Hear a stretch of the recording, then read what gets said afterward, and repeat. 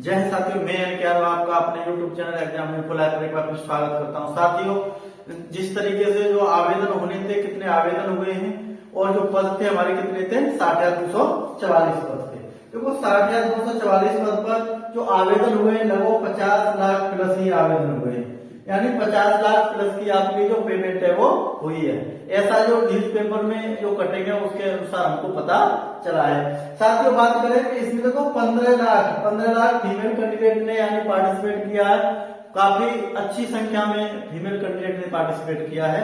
और जैसा कि जब हमारी वैकेंसी निकली थी तब शुरू में ही बता दिया गया था कि 20% जो आरक्षण रहेगा महिलाओं के लिए रहेगा। तो उसके बाद बात करते हैं, देखो 35 लाख जो हमारे हैं मेल कैंडिडेट हैं। अब बात करते हैं कि कंपटीशन हमारा कितना रहने वाला है। देखो फीमेल कैंडिडेट का कंपटीशन एक सीट पर 125 बच्चे, एक सीट पर आपके 125 बच्चे रहेंगे और मेल कैंडिडेट में एक सीट पर आपके 83 यानी 83 बच्चे रहेंगे। तो आप समझ सकते हो कि कंपटीशन हमारा कितना अच्छा कंपटीशन रहेगा। और बात करते हैं हम अब आपकी परीक्षा की। जो परीक्षा आपकी 2 से 3 शिफ्ट में हो सकती है, तो देखो इतनी बड़ी संख्या में फॉर्म फिल किए हुए हैं तो भर्ती बोर्ड ने साफ कर दिया है कि भाई एक शिफ्ट में हम परीक्षा को नहीं करा पाएंगे। तो 2 से 3 शिफ्ट में आपकी परीक्षा हो सकती है। हाँ, अब बात आती है परीक्षा तिथि की कि परीक्षा तिथि कब होगी। देखो जो परीक्षा तिथि हमारी पहले ही भर्ती बोर्ड ने निर्धारित कर दी थी कि 18 फरवरी को आपकी परीक्षा तिथि निर्धारित की गई थी। तो आप अब ये ना समझें कि परीक्षा आगे बढ़ जाएगी।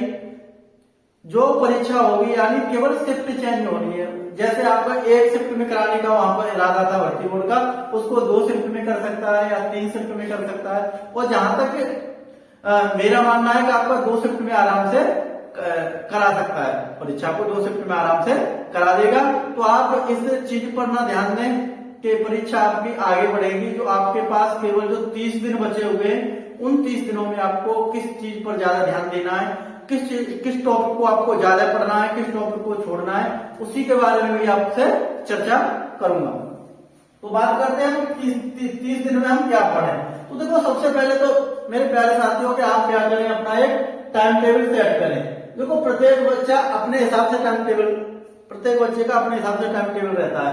ये नहीं कि तो किसी की कैपेसिटी क्या है, किसी की कैपेसिटी क्या है, लेकिन जो भी आप टाइम टेबल सेट करें उसमें जैसे आप किसी चीज को पढ़ते हैं तो उसका रिवीजन जरूर करें। और मैं आपको एक और एडवाइस दूंगा कि आप लगभग 10 दिन के बाद में नया पढ़ना भी बंद कर दें। क्यों? रिवीजन पर ज्यादा आप ध्यान दें, वरना आप नया पढ़ते जाओगे और पुराना आपको अपना भूलते जाओगे। तो ऐसी चीजें हमको देखने के लिए मिलती हैं।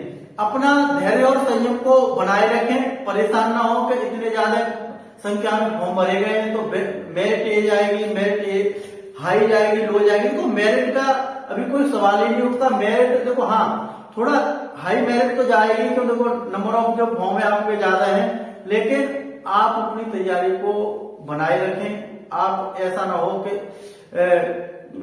मेरिट के चक्कर में आप अपनी पढ़ाई को ना करें। तो बात देखो पहली करता हूँ आप रिवीजन को पर्याप्त रूप में बनाए रखें। दूसरा देखो किस किस टॉपिक पर आपको ज्यादा ध्यान देना है। देखो रीजनिंग आपको ध्यान देना है और हिंदी। देखो रीजनिंग के आपके 55 से 56 क्वेश्चन और हिंदी के आपके 37 से 38 क्वेश्चन। देखो रीजनिंग और हिंदी पर आपको ज्यादा ध्यान देना है।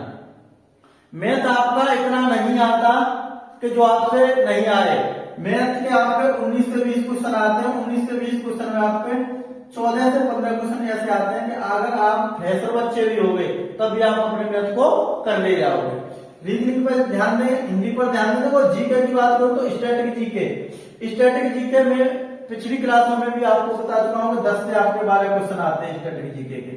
और यूपी स्पेशल किसी भी पेपर को आप उठा के देख लीजिएगा, 6 से 9 क्वेश्चन आपको यूपी स्पेशल के मिल जाएंगे। तो आप अगर जीके की बात करें तो यूपी स्पेशल और स्टैटिक जीके को अगर आपने अच्छी तरह से मजबूती से कर लिया तो आप 20 क्वेश्चन यहीं से आप कर जाओगे। उसके बाद में ये नहीं कह रहा कि आप हिस्ट्री मत कीजिए, ज्योग्राफी मत कीजिए। अगर आपके समय पास है तो उसको भी कीजिए, लेकिन पहले इन टॉपिकों को क्लियर कीजिए। आगे बात करते हैं प्यारे साथियों कि जो प्रैक्टिस सेट है उसको लगाते रहें। देखो प्रैक्टिस सेट को आप लगाते रहें और जिन जिन टॉपिक पर आपका जैसे मान के चलिए परसेंटेज का क्वेश्चन गलत हो गया तो फिर आप परसेंटेज को अलग से सॉल्यूशन के बाद लगाएं कि परसेंटेज में हमको कहां पर परेशानी आ रही है। जैसे रीजनिंग में आपका ब्लड रिलेशन का क्वेश्चन गलत हो गया तो आप ब्लड रिलेशन पर काम करें तो वहां से आपकी कमियां दूर होंगी। जो भी सॉल्यूशन हो उसमें आप कमजोर टॉपिक पर को तैयार कीजिए। देखो तीसरा पॉइंट बड़ा ही अच्छा पॉइंट है कि लाइव क्लास इससे बचें। देखो जो आपका YouTube पर जो आपका एक भूकंप चल रहा है लाइव क्लास का के 60-50 क्वेश्चन लेके आ रहा है मास्टर और उसमें तो हमारे 2 से 3 घंटे खाया जा रहा है। आप उसको लाइव में लगे हुए हो। मैं ये नहीं कहता कि आप लाइव, हाँ भाई YouTube से पढ़िए लेकिन लाइव मत पढ़िए। अगर लाइव पढ़ोगे तो जो क्लास आप 2 से 3 घंटे में ले पा रहे हो, अगर उसी क्लास को आप रिकॉर्डेड बाद में लेते हो तो 1.5 की स्पीड पर, 1.25 की स्पीड पर, अगर आपकी तैयारी पिछली अच्छी है तो वहां से आप चलाते रहोगे तो उसको बहुत ही कम समय में आप पूरी कर लोगे। और उन क्लासेस को देखें आप जिनमें आपका कम समय में ज्यादा कंटेंट आपको मिले। जिस प्रकार से देखो हमने हमारे ही चैनल पर आपकी यूपी स्पेशल की जो क्वेश्चन श्रृंखला चल रही है, जो क्वेश्चन सीरीज हमारी चल रही है, उसके अंदर हम 50 क्वेश्चन लेके आएंगे तो 50 में लगभग 200 से 250 क्वेश्चन हम कवर कर देते हैं और जो आपका टाइम लगता है वही आपका लगता है 25 से 30 मिनट। और अगर बच्चा इसको भी थोड़ा स्पीड से बढ़ाकर देखेगा तो और कम समय लगेगा। तो मैं आपको यही एडवाइस करूंगा कि आप जितना अपना रिवीजन रखोगे, आप जितना अपना रिवीजन रखोगे उतनी ही आप तैयारी को अपनी को बेटर बना पाओगे। साथियों धैर्य और संयम के साथ अपनी तैयारी को बरकरार बनाए रखिए। हमारे चैनल एग्जाम इन्फो लाइव को सब्सक्राइब कीजिए, वीडियो को शेयर कीजिए, लाइक कीजिए। जय हिंद, जय भारत।